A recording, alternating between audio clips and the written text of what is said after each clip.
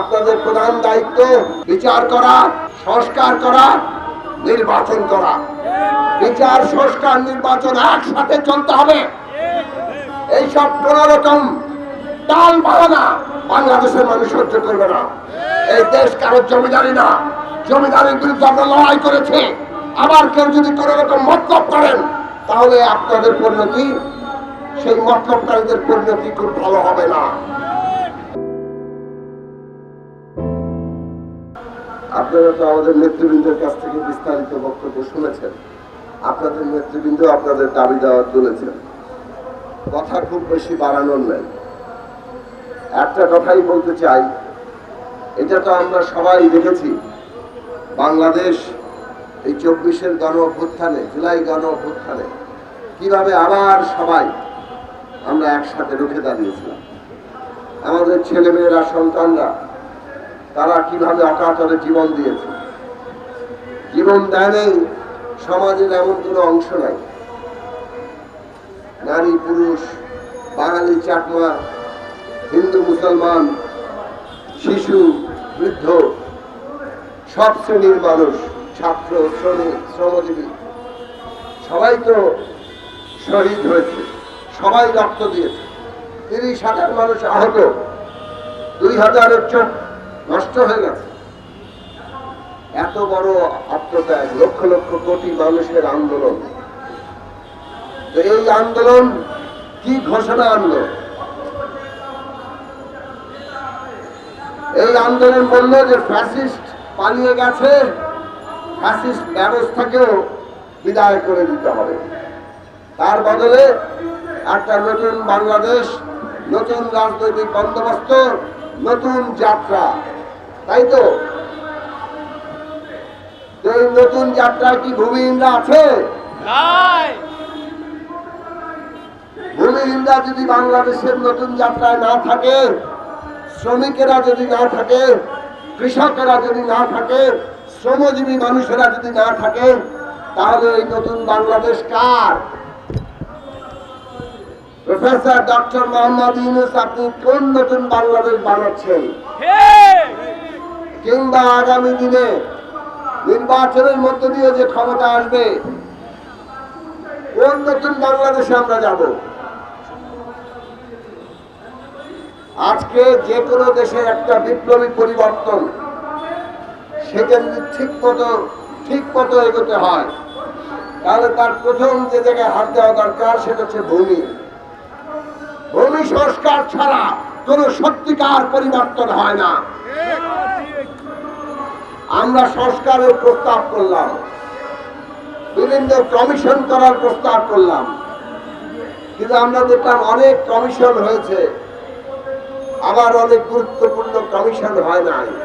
তার মধ্যে ভূমি সংস্কারের কোনো কমিশন নাই, শিক্ষা সংস্কারের কোনো কমিশন নাই।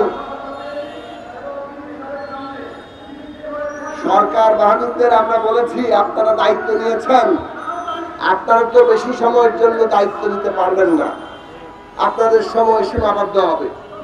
আপনাদের কাজ হলো মাঠ প্রস্তুত করার কাজ করা, সমস্ত চিন্তা ঐক্যবদ্ধ করা, এবং যাতে বাংলাদেশের মানুষের স্বপ্ন, আকাঙ্ক্ষা, তার সব অংশের স্বার্থ একটা পূরণ হয়, তার জন্য একটা এমন কর্মসূচি, এমন সংস্কার প্রস্তাব তৈরি করে দেওয়া যায়, যাতে করে আগামী দিনে সেই সংস্কার অনুযায়ী বাংলাদেশ চলতে পারে। তো সেই জায়গায় আপনারা যখন রাষ্ট্র পরিচালনার দায়িত্ব পেয়েছেন, সেইখানে চট্টগ্রাম বন্দর তো যে কেউ দিতে পারে, ওইটার সিদ্ধান্ত এখন জরুরি না। জরুরি হচ্ছে বাংলাদেশের ভূমিহীনদের ব্যাপারে সিদ্ধান্ত নেওয়া। এটা যে কেউ করতে পারে না। আমরা যখন ক্ষমতায় দেখেছি বিভিন্ন নির্বাচিত সরকারকে, তারা যে সমস্ত লোকের দ্বারা নির্বাচিত হয়ে আসে, যত রকম খুঁটিতে বাধা থাকে, তাতে এই খুঁটিতে বাধা লোকেরা ভূমি সংস্কার করার মতো অবস্থায় থাকে না।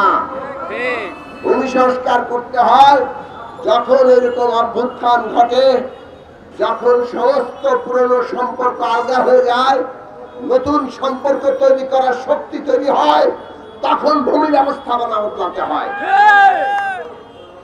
এই সরকারের এই জায়গায় হাত দেওয়া দরকার ছিল। তাহলে বাংলাদেশের মানুষের এই যে আজকের পরিস্থিতি, গরিব প্রান্তিক মানুষ, মেহনতি মানুষ, যারা শ্রম দেয়, যারা সম্পদ তৈরি করে, তাদের জীবনে একটা পরিবর্তন আসতো, তাদের জীবনে অভ্যুত্থানের প্রভাব পড়তো।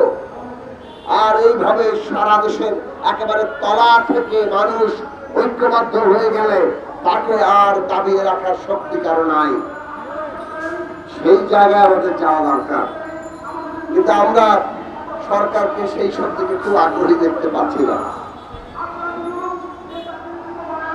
আমরা সরকারকে দেখতে পাচ্ছি একটা বিশেষ দল তাদের সরকারে পরিণত হয়ে যাচ্ছে। না হলে কেন ভূমি অফিসের কৃষি কর্মকর্তা বলবে ওই ছাত্রদের সই নিয়ে আসেন, সুপারিশ নিয়ে আসেন? ছাত্ররা আন্দোলন করেছে, আমাদের দেশের নতুন বীরত্ব গাথা তৈরি করেছে, তাদের শাহাদাতের উপর, রক্তের উপর দাঁড়িয়ে অভ্যুত্থান হয়েছে, সবই ঠিক আছে। কিন্তু এটা তো কোনো বিশেষ দলের ব্যাপার ছিল না, এটা তো সকল ছাত্রের ব্যাপার ছিল। আর সকল ছাত্রের ব্যাপার ছিল বলে দেশের সকল স্তরের মানুষ, সকল দল যারা ফ্যাসিবাদের বিরুদ্ধে দাঁড়িয়েছে সবাই সমর্থন দিয়েছে। তাহলে এইটার তো ভাগিদার কেবল কোনো এক দল হবে না। আপনারা দায়িত্ব পেয়েছেন কোন একক দলের স্বার্থ সিদ্ধির জন্য নয়। এর আগে ওই ভূমি অফিস কিংবা কৃষি অফিসে সরকারি দলের সুপারিশ ছাড়া, ঘুষ ছাড়া কোনো কিছু হতো না। অভ্যুত্থানের পরে মানুষ আশা করেছে এখন আর ঘুষ দিতে হবে না, এখন আর কারোর সুপারিশ লাগবে না, যেটা ন্যায্য দাবি সেটা পূরণ হবে। আপনারা নতুন সুপারিশওয়ালা তৈরি করেছেন, নতুন লেনদেনের ব্যবস্থা তৈরি করেছেন। এইটা তো অভ্যুত্থানের আকাঙ্ক্ষার সাথে যায় না, বরং সরাসরি অভ্যুত্থানের আকাঙ্ক্ষার সাথে বিশ্বাসঘাতকতা করে। আপনারা বলবেন আপনাদের ছোট সরকার, এত দিকে দেখার মতো চোখ নাই।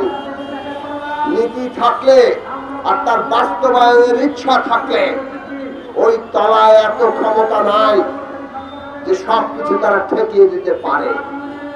সরকার যা সিদ্ধান্ত নেয়, দেশের আমলাতন্ত্র, দেশের সমস্ত প্রশাসনের লোকেরা সেটা বাস্তবায়ন করতে বাধ্য। সরকারের প্রয়োজন এমন সদিচ্ছা, এমন নির্দেশনা যাতে সব জায়গায় সেটা বাস্তবায়িত হয়। আপনাদের শক্তি জনগণের শক্তি, অভ্যুত্থানের শক্তি। জনগণের পক্ষে ভালো কাজ করার জন্য আপনাদের দেওয়া হয়েছে। ভালো কাজের তো আমরা নমুনা দেখতে পাই না। খালি চট্টগ্রাম বন্দর দেওয়ার ব্যাপারে আপনাদের ম্যান্ডেট আছে, খুব হুঙ্কার দেন, তো ভূমিহীনের অধিকার দ্বারা ম্যান্ডেট কোথায়? এটা আমরা জানতে হবে। পরিষ্কার করে আমরা বলি, আপনাদের প্রধান দায়িত্ব বিচার করা, সংস্কার করা, নির্বাচন করা। বিচার, সংস্কার, নির্বাচন একসাথে চলতে হবে। এইসব কোন রকম টাল বাহানা বাংলাদেশের মানুষ সহ্য করবে না। এই দেশ কারোর জমিদারি না, জমিদারির বিরুদ্ধে আমরা লড়াই করেছি। আবার কেউ যদি কোন রকম মতলব করেন, তাহলে আপনাদের পরিণতি, সেই মতলবকারীদের পরিণতি খুব ভালো হবে না।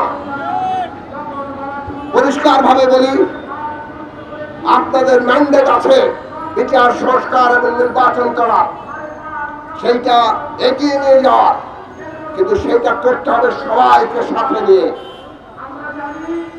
এবং কোন জায়গায় করলে সত্যিকার অর্থের মানুষের উপকার হবে, সেই জায়গায় সেই কণ্ঠ, সবার কণ্ঠ শুনুন, সবার কথা শুনুন। কারো কারো কথা শুনবেন আর মানুষের কথা শুনতে চাইবেন না। এইটার মানে হচ্ছে যে যায় লঙ্কায় সেই হয় রাবণ। যদিও রাবণের কাহিনী ভিন্ন। কথাটা বললাম একটা প্রবাদ হিসেবে। যারাই ক্ষমতায় যায় তাদেরই চরিত্র বদলে যায়। এইরকম অবস্থা যাতে আপনাদের না হয়। দেশের সংখ্যাগরিষ্ঠ মানুষের কথা না শুনে কতিপয়ের স্বার্থ রক্ষা করা আর বিদ্যমান অবস্থা যা আছে, চুরি, দুর্নীতি, লুটপাট, লেনদেন, সমস্ত ক্ষমতা একইভাবে থেকে যাওয়া, তার মানে আপনারা বড় কোনো বদল আনতে পারছেন না। দুঃখের সাথে বলতে হয়, এত বড় অভ্যুত্থানের উপর দাঁড়িয়ে যদি ম্যান্ডেটের কথাই বলেন, সেই ম্যান্ডেট আমরা দেখতে চেয়েছিলাম ওই সমস্ত স্তরে চাঁদাবাজি, ওই ঘুষ, ওই দুর্নীতি, ওই লুটপাট সব কিছু বন্ধ হয়ে জনগণের দাবি দেওয়া আপনারা শুনছেন। আজকেও খাস জমিগুলো কারা দখল করে রেখেছে? সমস্ত ক্ষমতাবানরা খাস জমির দখলে যায়। যে খাস জমি আপনার আইনে আছে, ভূমি ছাড়া কেউ পাবে না, কিন্তু ক্ষমতার জোরে তারা সেখানে টিকে আছে। আর আপনার আমলারা ভয়ে ওই ক্ষমতাবানদের কাছে জিম্মি হয়ে আছে, অথবা টাকার লেনদেনে বশীভূত হয়ে আছে। আজকে আপনাদের ঘোষণা দেওয়া দরকার ছিল যে কোন খাস জমি ভূমিহীন বাদে কারো কাছে যেতে পারবে না। সমস্ত খাস জমিগুলো ভূমিহীনদের জন্য সমবায়ের মাধ্যমে লিজ দিতে হবে। সেই জায়গায় যাওয়ার মতো শক্তি সামর্থ্য তো আপনাদের জনগণে দিয়েছিল। এইসব দ্বারায় আপনাদের কোনো সিদ্ধান্ত আমরা পাই না। এটাই দুঃখজনক। আজকে ভূমি উপদেষ্টাকে এবং সমস্ত উপদেষ্টা পরিষদ সহ মাননীয় প্রধান উপদেষ্টাকে আমরা বলতে চাই, এই দেশের কৃষক, ভূমিহীন, এই দেশের শ্রমিক, শ্রমজীবীদের জন্য তাদের জীবনে পরিবর্তন আনুন, তার জন্য প্রভাবকে সৃষ্টি করুন।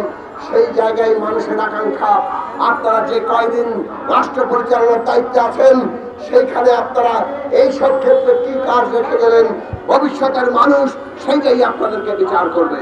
আপনাদের সবাইকে ধন্যবাদ। আশা করি এখানে যে দাবি উত্থাপিত হয়েছে, স্মারককে বিচার দেওয়া হবে, আমরা তার সাথে একমত। আপনাদের সরকার সেটা বাস্তবায়ন করতে আপনারা দ্রুত পদক্ষেপ দেবেন। এভাবে আন্দোলনের সংগ্রাম অব্যাহত থাকুক, সাফল্য অর্জন করুন, সেই আশাবাদ রেখে আমি আমার কথা শেষ করছি। changeTV.press, এক ফোঁটা হলুদও নেই।